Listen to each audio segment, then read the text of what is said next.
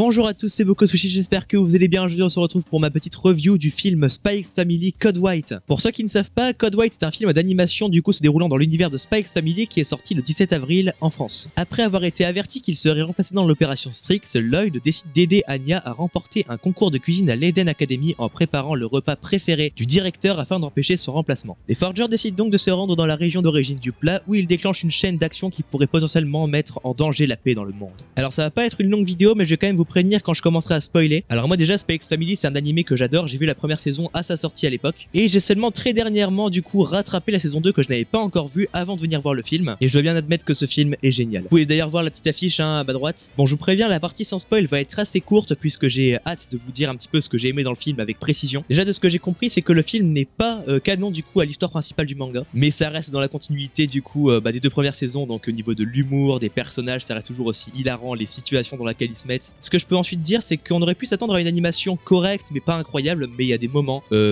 d'action qui sont juste magnifiques. Sinon le film est assez calme tout du long, en vrai il y a beaucoup de scènes d'action évidemment, mais le film reste surtout basé sur l'ensemble de la famille Forger, un petit peu leur lien qui se tisse avec le temps, avec évidemment Anya qui se retrouve dans des situations pas possibles à chaque fois. Donc désolé, la partie sans spoil aura été assez courte, il y aura pas une information très intéressante, mais j'ai envie de vite vous dire du coup ce que j'ai aimé dans le film, et du coup pour ceux qui n'ont pas vu le film, je vous conseille de partir si vous voulez pas être spoilé tout simplement. Bon, je vais pas vous énoncer les événements dans l'ordre, mais je vais commencer par la scène qui m'a le plus époustouflé visuellement. Je parle bien sûr du combat entre Yor et Type F, là l'espèce de cyborg dans le dirigeable. Ah là là, ce combat il était tellement intéressant je trouve, puisqu'on avait d'un côté les skills de Yor de tueuse à gages avec toutes ces techniques, ces acrobaties, et de l'autre côté la force brute militaire avec toutes les arbres et les canons, et le fait qu'elle lui ait mis du rouge à lèvres partout autour de lui et qu'elle lui dit à la fin, alors le rouge à lèvres est constitué à moitié d'huile et on est entouré de feu, donc